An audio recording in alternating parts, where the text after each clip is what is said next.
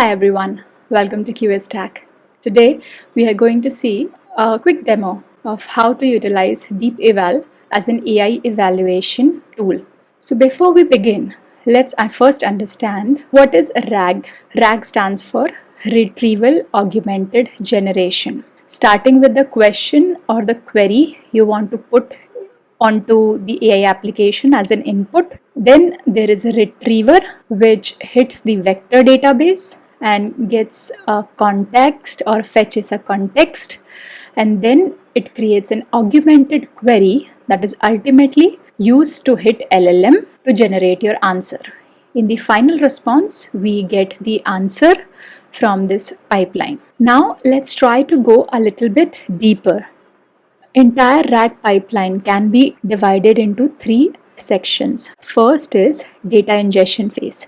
In this phase, we create a knowledge base. In order to create a knowledge base, we need to have data, application specific data, which could be in either formats: PDF, web pages, database, or it could be CSV, JSON files. Then all these different types of data, all these different data sets needs to be sent to a document splitter that converts them into chunks and then to an embedding model. Embedding model converts textual input into numerical embeddings or vectors. And then these vectors are stored into VectorDB. We have several vector DBs available like Milvus, Pinecone, etc. This is how we create knowledge base. Second phase is query processing phase. In this phase, usually the user inputs a query. Once the query hits a RAG application, it first fetches the context from the knowledge base. So you can see the query is converted to an embedding, again a vector, numerical vector, and then the knowledge base is hit to find the similar vectors. This is called similarity search or cosine similarity search. This is where a RAG becomes powerful because textually the words or the sentences could be different, but when we convert them into numerical embeddings or numerical vectors, if they have similar meaning, they will have closer vectors, or they will have.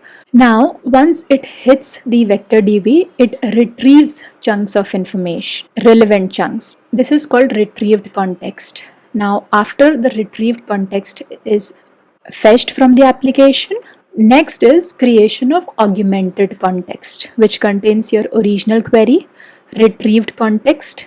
Now then this augmented query is used to hit LLM, the large language model that you are using, and then in the output we get a generated response which is sent to the user. This is about a RAG architecture. Now let's understand what are the areas where an AI application can make mistakes. Now as we have gone through a RAG architecture, there could be a bad retrieval of context, meaning the chunks retrieved from the knowledge base, they are not relevant to the information or the query that we are looking at. And those kind of chunks are called noise, which are irrelevant chunks. Next is wrong context. Maybe the LLM fetched incorrect context, totally incorrect retrieved data. If this happens, it is highly likely that the application will give wrong answer. Another important concept is hallucination. Hallucination is when the system gives you data which is not grounded, which is not there in the retrieved context. In other words, when the response is generated by the LLM on its own, which is not there in the context or the knowledge base that you have shared. That's called hallucination. So now what is DeepEval? So DeepEval is basically an open source framework used to evaluate LLM applications such as chatbots, RAG systems, AI agents, and copilots. In this video, we will be seeing how to use DeepEval to evaluate a RAG-based application. Now, why do we need DeepEval? For evaluating AI applications, of course, the process can be done manually, but there are certain drawbacks to it. First is human reviews could be erroneous. Second, it takes a lot of time. It's not very fast. And thirdly, it is subjective. it depends on the capability of the testers. And hence, due to these reasons, manual evaluation is inconsistent and hard to scale.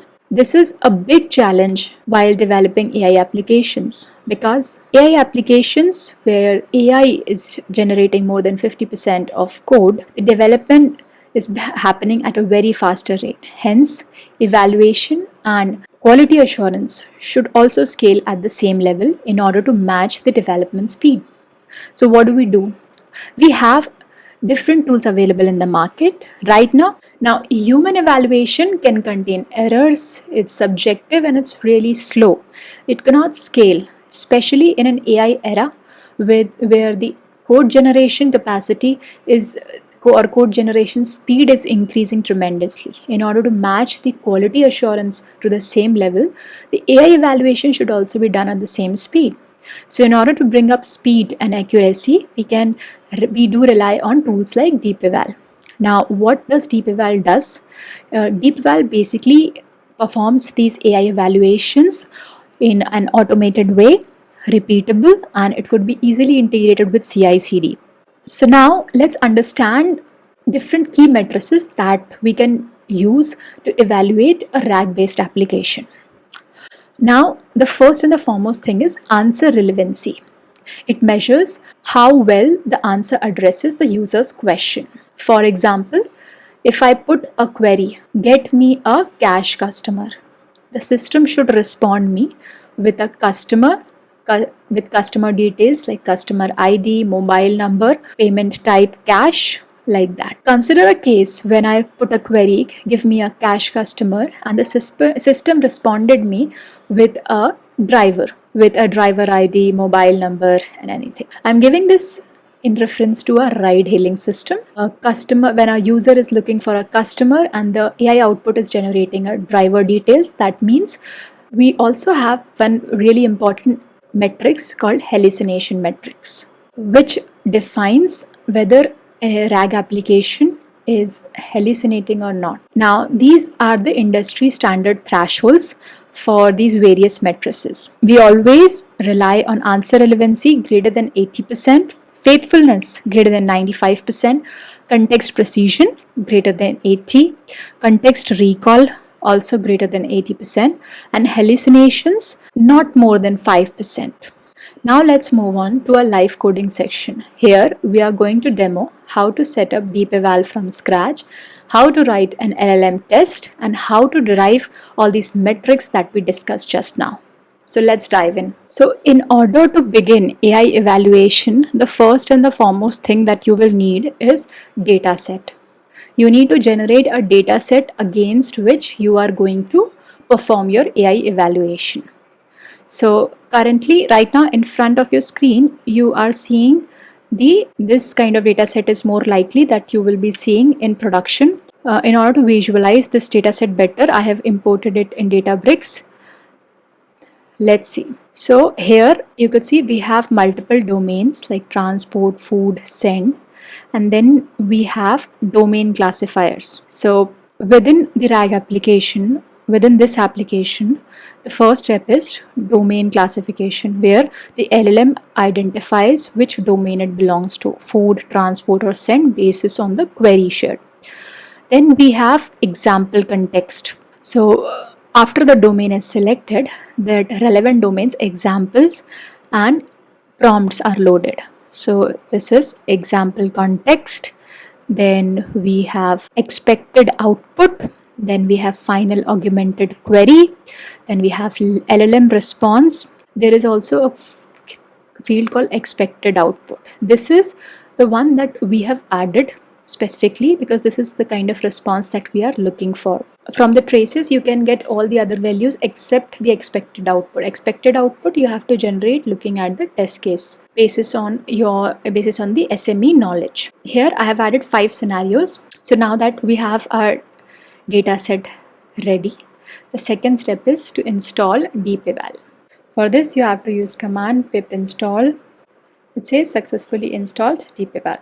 Now once the tool is installed, the second step is to create a DeepEval test case. Now this is the test that I have created, test RAG eval test. Now you need to import DeepEval. you need to import deepeval.testcase, deepeval.metrics. I will be sharing this repo in the description section. So if you want to refer the code in detail, you can clone the repo and then see for yourself. Now, from the deepeval metrics, you need to import the metrics that you will be evaluating. Here we are going to evaluate answer relevancy metrics, faithfulness metrics, contextual precision, contextual recall, and then hallucination. Now the next is you need to provide the dataset path that we generated just now. So I am keeping my dataset under the folder datasets. I am going to pass the same path, dataset / the name of your dataset. Now then you need to define the metrics along with their threshold. So I'm going to define the metrics answer relevancy, faithfulness, contextual precision, contextual recall, and hallucination. And I have also given thresholds. Now I'm going to define the test case. This is a standard template that you can use to define an LLM test case. With open, you need to provide the dataset path, then encoding. Then for each line, it will be running the evaluation. So trace json.loads line by line, then test case, LLM test case, trace user input will go in input, then actual input, it fetches the LLM response and the final response under actual input. Then in expected output, it fetches the expected output. In retrieval context, it fetches the retrieved context. In context, it fetches the retrieved context. Now test cases.append test case, and at the end we are going to evaluate these test cases with these matrices. Now let's run this test case. Now before running, one important thing, after installing deepeval, you need to provide your open API key by using the option export open AI API key equals to, and then you can give whatever your key is. I have already imported it, so I'm not going to run it again. Now let's just quickly run this evaluation. To run, since I'm using my personal account, the open API key that I'm using is not able to handle parallel transactions, so I will be showing only one metrics at a time. So let's start with answer relevancy first. Now let's try to run our deepeval test. In order to run a deepeval test, so now let's run our test case using the command deepeval test run, and then provide the path of the file you want to run. Now we are going to check the answer relevancy metrics. Now you can see it's running on our data sets. We have 5 records available in the data set, and it's running for all 5. It has executed. Now let's see, it says pass rate 80%, 4 passed, 1 failed. So the answer relevancy is 80%. Overall metric pass rate. Now let's try to see here. Let's try to run for context recall. Let's try to run the test case again. Now it is checking for context recall. Now let's see, it says 100% pass. That means all the answers or all the retrieved context were actually equal to all the relevant information there in the knowledge base. This is a synthetic data that we have created only for demo purpose, hence the percentage is quite high, as you can see. But in real or enterprise solutions, in actual systems, you might not get this kind of high score easily. You might face a lot of issues with the data sets. You have to do deeper analysis to understand where is the issue, and to fix that issue or to correct that issue, raise that issue to get it fixed in order to get the application going and achieve this kind of percentage. So this is how we can calculate different matrices using deepeval. Now, in order to test any AI application, there are 5 golden rules that you need to follow. First is quality. ensure AI outputs are accurate, reliable, relevant, and safe for users. Second is evaluation. Use the right metrics and test data to objectively measure AI performance and behavior. Third is focus on automation. Automate the test cases using the AI evaluation tools, automation tools available in the market to ensure scalability and consistency. Then monitoring. Continuously monitor AI systems in production to detect drifts, regressions, and anomalies. Continuous improvement. Analyze the feedback and metrics to refine models, prompts, and test strategies iteratively. In other words, in order to make an efficient AI evaluation system, there are certain things that you need to focus upon. First thing is you need to put a threshold to each of these matrices that you can target for your application based on your application needs as a benchmark. Next thing is on your data sets. The data sets that you create, always try to improvise that data set. Always try to add feedback from production. Always try to add failure scenarios reported in production. We can also capture the AI evaluation results and store them historically, version them so that you can compare in future. If there is any deployment that reduces the scores, you can easily compare to a previous execution. So we are going to see all these things that we just discussed in the upcoming videos. If you want to learn more, stay tuned to the channel, subscribe to the channel. Thanks everyone. Stay happy and keep learning.